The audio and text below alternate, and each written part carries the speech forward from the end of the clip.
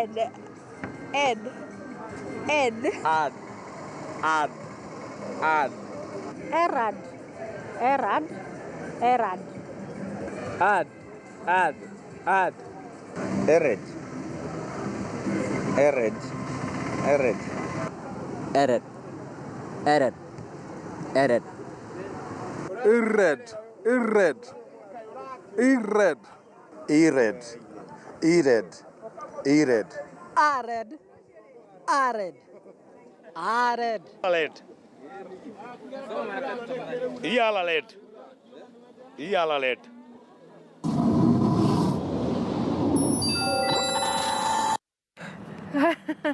So that's that last guy, hands down, you know. All right, let me bring in Willis, the word master. I can see he's wearing something very fiery. Willis, it's great to be back, and it's definitely great to see you. I really missed Mind Your Language, and I'm happy to be back. How are you doing? Fine, thanks, Betty, and welcome back. It's time for us now to get to class so that we can get it right in terms of pronunciation. Yes, Willis. And starting off with the first word, and very interesting pronunciations there. Someone has said Erred. So talk to us about this word, Willis. Well, I've heard of Erred and Erred, which we should avoid as much as we can. We should avoid Erred and Erred. The other people really tried, but as I've always said, nobody is perfect, not even Willis, that is myself. Now, this word on the street is from the verb ERR, and that is to make a mistake. You say to To is human, that is the long mid-central sound To is human. Now, the past tense or the past participle of that verb is erred, and that is under RP or its approximations. Right. That is when we are talking about the British pronunciation. But better remember, in American English, you may hear of to err and then to erred. So it's a matter of inclination. For those who are inclined to American English, they would use to err and erred. But the British pronunciation or RP is to and then you say erred. He erred. Yes. Erred. All right, Willis, got it. Yes. Willis, we want now to move on to the second word. And this is a word that I would pronounce it as studious. Is that correct, Willis? Oh, you say studious. Stew. There is that glide. Stew. Studious. That is spending a lot of time studying or reading. Like we talk about, a candidate who reads a lot or spends a lot of time reading or studying. You say a studious candidate. A studious candidate. So you say studious. But remember, in American English, you may have stew with a long sound oo. Studious. That is in American English. Okay, Willis, got it. Moving on to this third word, and I'll spell this one out. I'm not sure about the pronunciation. It's CHANTERELLE. Is it chanterelle? Is that correct? Oh, that is... You're talking about a yellowish mushroom that grows in woods and has a hollow part in the center, and you say chanterelle, chanterelle, and chanterelle. So you say two. The first one, just avoid it. The one I said first. You say chanterelle or chanterelle. You can say chanterelle with a stress at the onset or chanterelle with a stress on rel. Chanterelle or chanterelle? Chanterelle. Yes. All right, Willis, understood. Okay, so moving on to this other word. I also will not try to spell it out, I'm not sure. It's ACCULTURATE. Acculturate, is that correct? Oh, you are talking about acculturate, to acculturate. When you acculturate, that is when you learn to live successfully in a different culture or to help somebody do so. You say acculturate. Now, Betty, what happens? You must have heard people mispronouncing a word as culture. Have you heard that? Yes, culture. Culture. Culture is not there. Okay. Vulture is not there. You say va and ka. That is culture and vulture. But this word, the word we have, you say a culture. A culture, it's a verb, Betty. Acculturate. Yes. Okay, got it, Willis. That's a very interesting... Acculturate. To acculturate. Acculturate. All right, Willis. We now want to move into another complex word. This is presbyopia. Is it presbyopia? Is that correct? Oh, Betty, you're talking about a condition in which somebody, usually an old person or old people, when they're not able to see clearly, there is objects which are close to them. So you say presbyopia. Presbyopia. That is not a common word. It's a technical or a formal word. You say presbyopia. That is a condition, Betty. All right. So the S becomes Z. So it's like prez or press? Voiced. You say like a Z. Oh, like a Z. Prez. Voiced like a Z. Presbyopia. Right. That is what we call, you call it a voiced sound. A voiced sound, Betty, is that sound which is produced with the vibration of the vocal cords. All right. If you put your hand like so, as you say Z, you'd feel some vibration of the vocal cord. So that is prez, not press. Presbyopia. Presbyopia. Willis, it's great to learn some proper pronunciations. That's a new word I've learned today. Thank you for that. All right, Willis, we want to move on to another word that we normally talk about so many times, but I think most of us don't know how to pronounce it properly. So I know this word as enthusiastic, but please correct me if I'm wrong. Is that the correct pronunciation for this word? Oh, Betty, that word is popular because, like, I've heard a lot of it during the FIFA World Cup in Russia. You see, what we say, that word has two acceptable pronunciations. In British English, or in RP and its approximations, you can say enthusiastic. Enthusiastic. Or enthusiastic. You produce that glide. Enthusiastic. And you can also say enthusiastic. Yes. You can talk of enthusiastic supporters or enthusiastic supporters. Can you try enthusiastic and enthusiastic, Betty? Okay. Enthusiastic and enthusiastic. Yes. You're right. Yeah.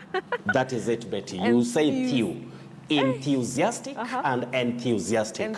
But Betty, that is in British English. If you are inclined to American, then you would say into or into. All right. Into or enthusiastic. So we have to draw a line between that. And this is for the sake of our viewers. It is when somebody, is feeling or showing a lot of excitement and interest in somebody or something, like what we have been witnessing in Russia. Right. Well, listen, it's really great to be back, because this word, it's great to know that, I was wrong. Enthusiastic. It's good to be wrong sometimes. The surprises are being good. wrong is not a problem. Yeah. Making a mistake is not a problem. When you are learning, none of us was born with all the knowledge that we have in our heads. For sure. It's with time that you learn, and sometimes we learn from mistakes. And that is something with everybody. Yeah. As I always say, you should never cheat yourself that you can know everything in this world. Right. Nobody knows everything. It's only God who may know everything, Betty. For sure, Willis. You put it correctly. Moving on to this other word, I'm not sure about the pronunciation, so I'll spell it out. Cabriolet. That's also a new word. Is it cabriolet? Oh, that is a tricky one, Betty. That is a tricky one. Don't say let. At the terminal part, don't say let. In fact, that is a car with a roof that can be folded down or removed, also called convertible in English. So, but the word in question is from French. You don't pronounce that T at the end. You say cabriolet. Cabriolet. Just like the way we say Chevrolet, not Chevrolet. Chevrolet, Chevrolet, cabriolet. Cabriolet. So such words are tricky, but if we are in careers of serious communication, Betty, we have just to learn about them. And how do we learn? We learn through consultation, which should be a wide or wider consultation or reading and all that. And Betty, this one brings me to something. Okay. I saw some argument on the internet, which was very, very, very heated about the word director. Director. Remember, when we talk of director, you can also say director, and you can also say director. And the three pronunciations are acceptable in British English, or what we may call Director. now RP and its approximations. So we have three acceptable pronunciations of that word. That is director, director with a weak sound R, director, and you can also say director. Now the argument was, I think somebody somewhere must have talked about director, that it's only director. And my advice to everybody, Betty, and that does not mean that I'm perfect. Please, on matters knowledge, only say something when you have consulted widely or you've read widely, because there are so many people who may read ahead of you, and you end up saying that this word is strictly director, when director and director are also acceptable. Correct. Just like garage, garage, and garage. And so garage. reading widely or that. consulting widely is very useful in our lives. All right, Willis, I like that. Thank you for that. I hope that that has made that conversation, finish. Moving on to this, and this is our feedback question. This one comes from Mwalimu Vidija Dalizu of Eldoret. Thank you for watching, Mwalimu. And he's asking about this word, MELEE. Melee, I think to just, describe like a lot of excitement. Oh, you say melee, or melee. Oh. Melee or melee. What we should avoid is melee. Melee is very common locally, but that is a wrong or a mispronunciation, Betty. Willis. Melee or melee. Yes, so we go straight to the others, Betty, if you'll allow me. For sure. Because I have a collection. And Betty, the first person is saying exactly what you said when you are talking about football. And this team is having a name that is tricky, or it's a country. You say Croatia. So Silas, you say Croatia. If you listened to Betty, that is exactly the way you pronounce that word. Many people find themselves saying Croatia. Croatia, no. You say Croatia with that unvoiced sound, sh. Croatia, not Croatia. That one, avoid it. It sounds unique, but get it the way Betty said it. Now, Sergeant Charles Onyango, a.k.a. Jaseme of Gesonso Police Station, you say fetus, violin, and saxophone. Thank you, Sergeant Charles Onyango, a.k.a. Jaseme. Patricia Mavitu Voi, you say quarrel, to quarrel, and squirrel. Don't say quarrel or quarrel, and don't say squirrel. Quarrel and squirrel. Mary Kate of Malindi, xylophone. Lawrence Madegwa of Kakamega, you say couch, C-O-U-C-H. You say couch. Don't say coach. It's a couch. Coach is C-O-A-C-H. Simon Joroge Wanjoki of Nairobi, you say dynamite. Dynamite. D-Y-N-A-M-I-T-E. Sami Toroitich, you say Deuteronomy or Deuteronomy. Deuteronomy or Deuteronomy. Lilian Akelo, turmeric and serpent. Then we have Mark Kipsang, duodenum. Don't say duodenum from what you see. You say duodenum. Then we have Lennox Abayo of Mombasa, important, but you can also say important. Your second word, importance, but you can also say importance. Your third word, impromptu or impromptu. Liz Atieno of Nairobi, you are talking about the wonderful English. Thank you very much. Thank you very much, and keep it KTN News and KTN Home.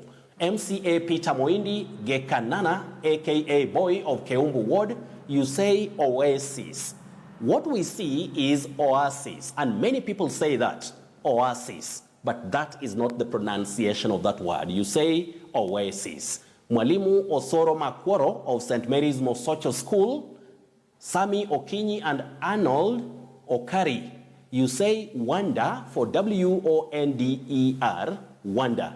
But W-A-N-D-E-R is wonder, to wander about. But to wander is W-O-N-D-E-R.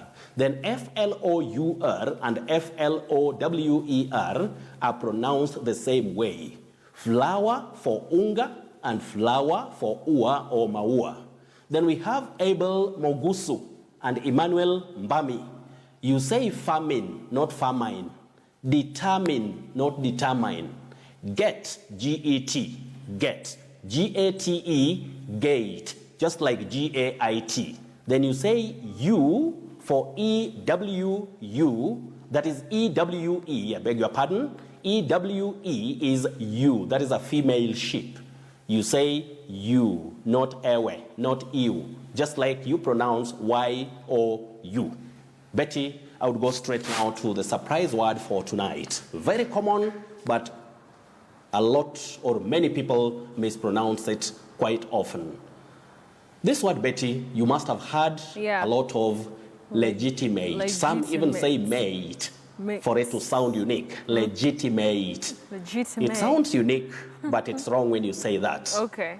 In the first place, letter E takes the short sound E. You say li, not le. Li. Then you say legitimate. Legitimate. What? Not legitimate. It's li, not le. Wow. Just like we have enough, not enough. The letter is E, but takes the sound E. So legitimate. Legitimate, avoid that. You say now met. Legitimate. Met is the weak sound E. No glide. Don't say mate. It's met. Met. Legitimate. Have you got it, Betty? Yes, I have. Just like you also say legit. When you're talking about the informal word, that means legal or lawful. Don't say legit or legit. You say legit. And then you also say legitimately, legitimacy, and legitimize. Okay. So we should get it. The most important thing there is li, not le. Then we have confusing words. Yeah. Oh, that word is still in your head, Betty. So I want to be very clear about it. I think you are doing that for the sake of our dear viewers. Yeah. So, to begin with, you say legitimate. Legitimate. Legitimate, that way. Then you say legitimately. Legitimately. All right, then, legitimately. Yes, legitimacy. Legitimacy, and then legitimize. Then what? The informal one is legit. Legit. All right. Got it, Willis. Yes. So we should be clear about that, because getting it right can help you to communicate in a very clear way, Betty, especially in careers of serious communication. Now, we come to confusing words. And Betty, just give me only 2 seconds. I want to challenge those who are watching KTN News at home. Can you say this word? Can you pronounce this word, our dear viewers? Can you try at home? Only 2 seconds for you. Just try it with the people watching KTN News at this moment. Critique. Then, can you, dear viewers, also pronounce the word below? Critique. Well, actually, people have tried. So, Betty, you said critic and critic. And I want now to clear the air, because I know at home people are already arguing now which is which. Which is which? Maybe dad has said this, mom has said this, a child has said this, auntie has said this, but let us get it right, because that is why it's important for people to watch KTN News on Friday, during Friday briefing. So, the upper word, critic. You say critic. For this one. Critic. Yes, just the way I've transcribed it here, what we call phonetic transcription. Critic. But Betty, the lower word is critique. You have teak. Critique. Yes, you have the stress on this syllable, and you say teak. To critique something, not critique. This is critic. This is critique. So, right there at home, are you clapping for somebody at home, our viewers? If that person got it, then that is among the people who are doing well in English pronunciations. Just like you say click and click. Click, C-L-I-C-K, click. C-L-I-Q-U-E, a group of people with some interest, you say click. Don't say click. Critic, critique. Click, click. Those are contrastive words that if you have the definite knowledge about how to pronounce them, then you would not confuse your audience at any moment, and you'd always remember that pronunciations matter a lot in any language. Right. English, Kiswahili, or your mother tongue. Up to that point, Betty, it's bye from Kisumu City. Well, Willis, thank you so much. Today you are on fire, just like your attire tonight, and we really appreciate it. And of course, the biggest surprise for me is enthusiastic, and I'm happy I'm going to be using that this weekend as I talk to people, and especially on Sunday when describing enthusiastic or enthusiastic. You're making English sound like a science. Or enthusiastic. Enthusiastic. All right, Willis, got it. Thank you so much. Remember that you can always catch Willis here on Friday Briefing every Friday night, 9 p.m. Or you can also choose to follow him on Twitter at WillisOcheng1. That's his handle. Talk to him throughout the week, or better still, wait for the Friday show, and then you'll get to learn all those proper pronunciations like enthusiastic. All right, so unfortunately, it's time to say goodbye. It's always a pain to doing that, but it has been a fantastic show here on Friday Briefing, a great comeback, and I really appreciate all the love and appreciation on Twitter and Instagram and Facebook. Thank you so much. A lot of thanks also to my guest anchor tonight, Chipukizi. He's brought quite a... There's a lot of peanuts, Chipukizi, but thank you. I'll share it with the amazing crew. Together with chocolate. Thank you so much. Fantastic show. On behalf of the great team that has worked behind the cameras and at the gallery, thank you so much for watching. We'll see you again next week, God willing. Till then, be kind to one another. Be safe tonight and tomorrow. My name is Betty Callow. Goodbye. Bye.